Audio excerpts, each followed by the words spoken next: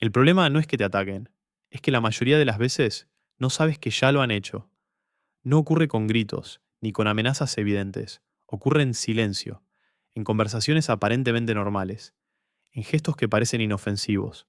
Y cuando finalmente te das cuenta, ya has perdido terreno. Maquiavelo no escribía sobre guerras físicas, escribía sobre guerras invisibles. Y si hay algo que entendió mejor que nadie, es que el ataque más efectivo no es el que destruye tu cuerpo, es el que desarma tu mente. Pero hay una regla, la quinta, que cambia completamente el juego. Y si no la entiendes, no estás jugando, estás siendo jugado. Hay una mentira que te han repetido toda la vida, que si alguien te ataca, debes defenderte. Eso suena lógico, justo, incluso moral. Pero Maquiavelo pensaba diferente. Para él, defenderse ya es perder, porque cuando reaccionas, ya estás dentro del marco del otro, ya estás jugando bajo sus reglas. Y eso explica algo que probablemente has vivido, esa sensación de salir de una discusión sintiendo que perdiste, aunque tenías razón. No es casualidad. Robert Cialdini, en sus estudios sobre influencia, lo dejó claro.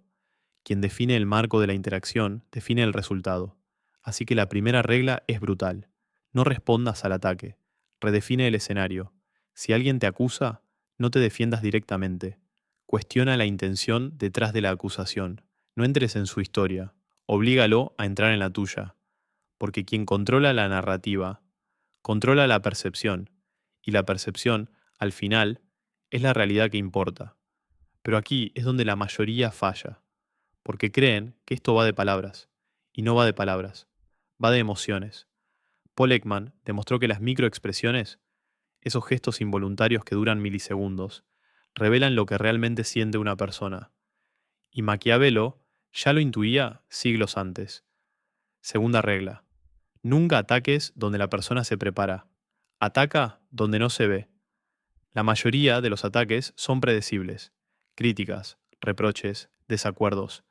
Pero hay algo mucho más desestabilizador, la duda. No necesitas decirle a alguien que está equivocado, solo necesitas hacerle sentir que podría estarlo. ¿Estás seguro de eso? Esa frase ha destruido más certezas que cualquier argumento. Piensa en esto. ¿Cuántas veces alguien te ha hecho dudar de algo que sabías perfectamente? ¿Cuántas veces saliste de una conversación cuestionándote a ti mismo? Eso no fue casualidad, fue estrategia. Ahora para. Deja de pensar como alguien que quiere tener razón. Piensa como alguien que quiere ganar. ¿Qué cambiaría? Aquí entra la tercera regla. Nunca destruyas directamente. Haz que el otro se desgaste solo. Philip Zimbardo, con su experimento de la prisión de Stanford, mostró algo inquietante. Las personas no necesitan ser obligadas a romperse, solo necesitan el entorno adecuado. Y Maquiavelo entendía cómo crear ese entorno. No ataques constantemente. Eso genera resistencia. Hazlo intermitente. Un comentario aquí, un silencio incómodo allá, una pequeña contradicción, lo suficiente para que la otra persona empiece a anticipar el siguiente golpe, incluso cuando no llega. Y entonces ocurre algo clave. Se agota, no físicamente, mentalmente. Esa fatiga invisible que sientes cuando hablas con ciertas personas tiene nombre. Agotamiento cognitivo inducido. Y cuando alguien está agotado, toma peores decisiones, duda más, se defiende peor. No necesitas destruir a alguien, solo necesitas que se desgaste. Pero hay algo más oscuro, mucho más. Y aquí es donde la mayoría de las personas se convierten en víctimas sin darse cuenta. Cuarta regla. Haz que el otro crea que la idea es suya. Daniel Kahneman lo explicó con el concepto de sistema 1 y sistema 2. El cerebro odia sentir que está siendo manipulado, pero ama sentir que decide por sí mismo. Así que los manipuladores no imponen, sugieren, no ordenan, insinúan. Yo no lo haría así, pero tú decides.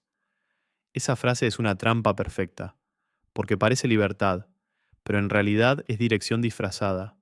Y ahora piensa en esto. ¿Cuántas decisiones importantes en tu vida crees que fueron tuyas? Aquí viene la quinta regla, la más peligrosa, y la razón por la que muchas personas nunca entienden lo que les está pasando. Divide la identidad. No ataques a la persona. Ataca la imagen que tiene de sí misma, porque cuando alguien duda de lo que es, pierde estabilidad. Eric Fromm hablaba de esto como una crisis de identidad inducida. No necesitas decirle a alguien, estás equivocado. Dile algo como, pensé que tú eras diferente. Eso duele más, porque no ataca una acción, ataca quién crecer. Y entonces ocurre algo fascinante.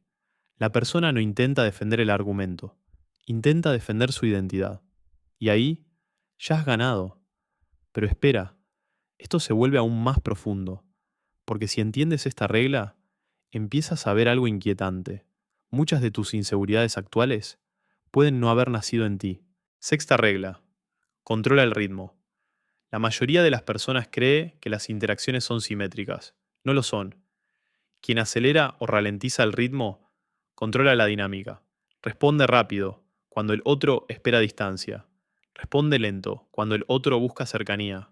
Rompe el patrón. Esto genera incertidumbre. Y el cerebro humano odia la incertidumbre. Stanley Milgram descubrió que las personas obedecen más cuando no entienden completamente lo que está pasando, porque la falta de claridad genera dependencia. Y la dependencia genera control. Para. Piensa en alguien que te confunde, alguien que a veces está cerca y a veces no, alguien que nunca es predecible. ¿Cómo te hace sentir? Exacto, enganchado. Séptima regla, nunca muestres todas tus cartas. Esto parece obvio, pero casi nadie lo aplica. Las personas hablan demasiado, explican demasiado, se exponen demasiado, y cada vez que lo hacen, pierden poder.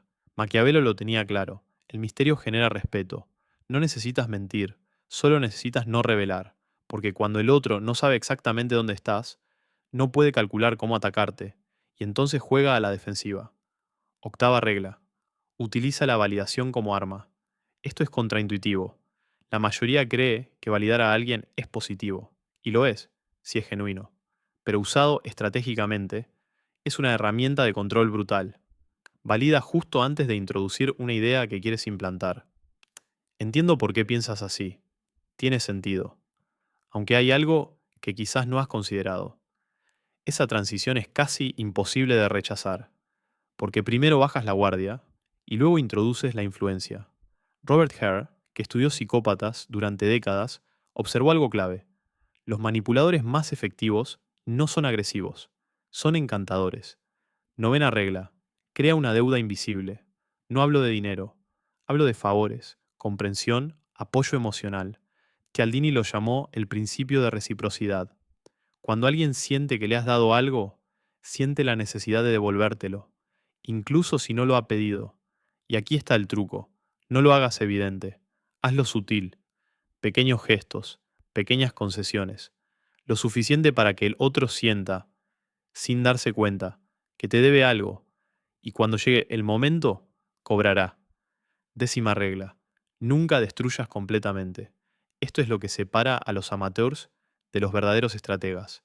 Destruir totalmente a alguien puede parecer una victoria, pero es un error, porque elimina utilidad. Maquiavelo lo decía sin rodeos. Un enemigo debilitado puede servirte. Uno destruido, no. Así que deja algo en pie, suficiente para que siga funcionando, pero no lo suficiente para que sea una amenaza. Ahora respira un segundo, porque si todo esto te resulta familiar, no es casualidad. Aquí viene la parte incómoda. No solo has sido víctima de estas reglas, también las has usado, de forma inconsciente, automática, aprendida, porque estos patrones no son exclusivos de manipuladores conscientes, son parte de cómo los humanos interactúan. La diferencia está en quién es consciente de ello. Si este tipo de conocimiento te interesa, el que no se enseña en ninguna universidad, este es tu sitio. Porque cuanto más entiendes estos mecanismos, menos vulnerable eres a ellos. Pero todavía hay algo que no encaja. Si estas reglas son tan efectivas, ¿por qué la mayoría de las personas no las detecta? La respuesta es incómoda, porque nuestro cerebro prefiere una mentira coherente a una verdad inquietante.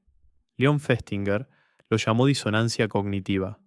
Cuando algo amenaza nuestra percepción de la realidad, lo rechazamos, no porque sea falso, sino porque duele. Y eso nos lleva al punto final. Ahora ya sabes cómo funcionan estos mecanismos. Sabes cómo alguien puede atacarte sin levantar la voz. Sabes por qué a veces dudas incluso cuando tienes razón. Pero la pregunta no es si esto existe. La pregunta es, ¿cuántas veces ya ha pasado contigo sin que lo vieras? Y más importante aún, ¿vas a seguir ignorándolo o vas a empezar a verlo? Porque una vez que lo ves, no puedes dejar de verlo. Y cuando eso ocurre, las personas a tu alrededor ya no parecen las mismas.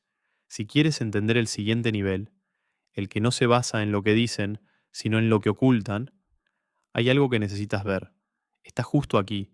Y después de eso, no volverás a escuchar una conversación de la misma forma.